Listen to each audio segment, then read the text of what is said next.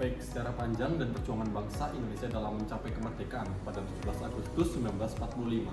Konsep bangsa Indonesia mengacu pada pemikiran Ernest Renan yang menekankan jiwa solidaritas dan jiwa bersama sebagai hasil dari pengorbanan masa lampau.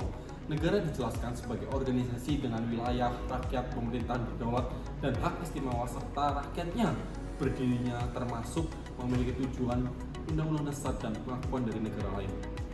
Meskipun Indonesia telah merdeka, bangsa ini masih dihadapkan pada ancaman kompleks seperti proxy war, kejahatan narkoba, dan perubahan masyarakat akibat globalisasi.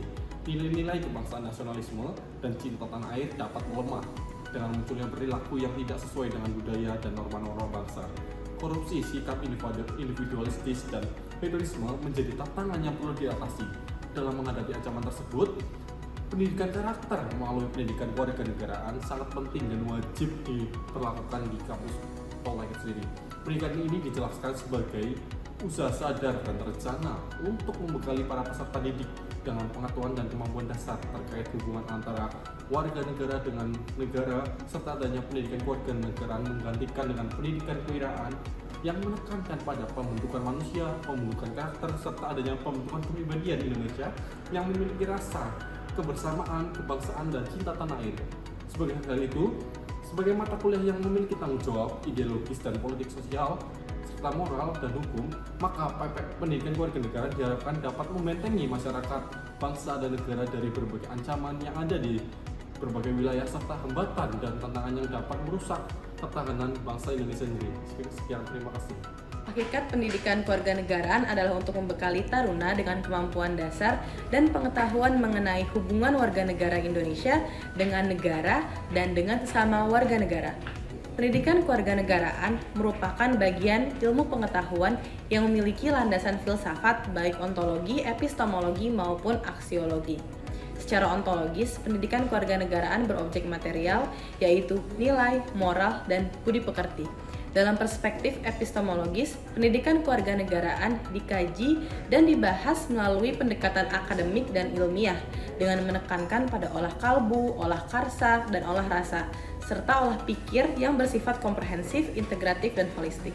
Dalam perspektif aksiologis, eksistensi dan urgensi pendidikan kewarganegaraan menjadi wahana pendidikan nilai, moral, dan pendidikan budi pekerti sehingga dapat menjadi sarana transformasi pendidikan karakter untuk menumbuh kembangkan rasa nasionalisme dan kesadaran berbangsa dan bernegara.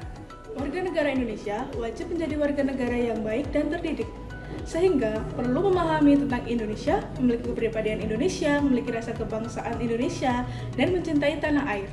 Sebagai taruna, wajib memiliki kemampuan tentang kewarganegaraan dan mampu menerapkan pengetahuan, nilai-nilai, dan keterampilan tersebut dalam kehidupan sehari-hari seorang taruna.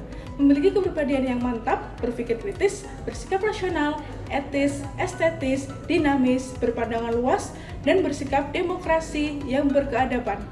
Hal ini akan mendukung taruna untuk memiliki kompetensi dasar, yaitu menjadi ilmuwan yang memiliki rasa kebanggaan dan cinta tanah air, demokratis yang berkeadaban, menjadi warga negara yang memiliki daya saing, berdisiplin, berpartisipasi aktif dalam membangun kehidupan yang damai berdasarkan nilai-nilai Pancasila.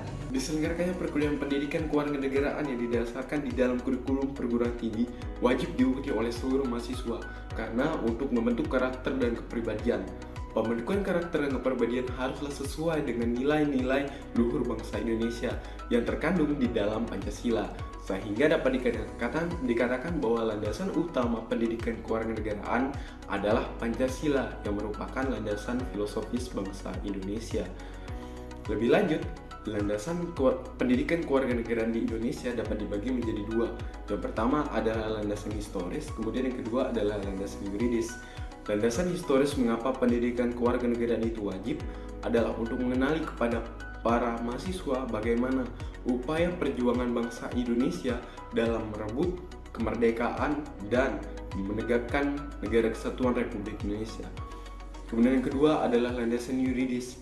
Landasan yuridis mengapa pendidikan kewarganegaraan itu penting. Yang pertama adalah Undang-Undang Dasar Negara Republik Indonesia tahun 1945 pasal 27 ayat 1, kemudian pasal 30 ayat pasal 30 ayat 1, dan yang terakhir adalah pasal 31 ayat 1, 3 dan 5. Kemudian Undang-Undang Nomor 20 Tahun 2003 tentang Sistem Pendidikan Nasional, dan yang terakhir adalah Undang-Undang Nomor 12 Tahun 2012 tentang Pendidikan Tinggi.